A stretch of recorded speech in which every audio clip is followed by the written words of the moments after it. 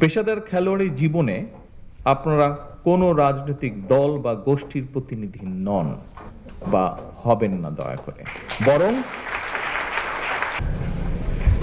কথা অনেক আছে, আমার মনে হয় কথা কম কাজ বেশি করতে হবে, কথা কম খেলতে হবে বেশি।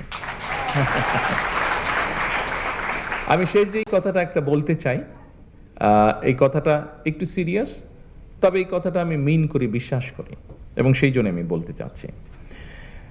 দেশপ্রেম, ঐকান্তিক ইচ্ছা আর টিম স্পিরিট থাকলে আপনাদের সাফল্যজনক অগ্রযাত্রায় কেউ বাধা হয়ে দাঁড়াতে পারবে না বলে আমি দৃঢ়ভাবে বিশ্বাস করি।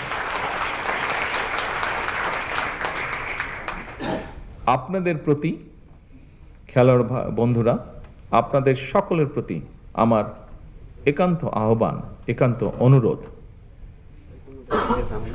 পেশাদার খেলোয়াড়ি জীবনে আপনারা কোনো রাজনৈতিক দল বা গোষ্ঠীর প্রতিনিধি নন বা হবেন না দয়া করে, বরং ক্রীড়া নৈপুণ্য দিয়ে দেশের প্রতিনিধি হয়ে উঠবেন আপনারা। দেশের জন্য সম্মান বয়ে নিয়ে আসবেন, গৌরব বয়ে নিয়ে আসবেন আপনারা। দেশে বিদেশে বিজয় মালা বরণ করে বিশ্বে ক্রীড়া জগতে বাংলাদেশকে উচ্চতর মর্যাদার আসনে আপনারা প্রতিষ্ঠিত করবেন ইনশাআল্লাহ। আজকে এতটুকু বলে আমার বক্তব্য শেষ করছি।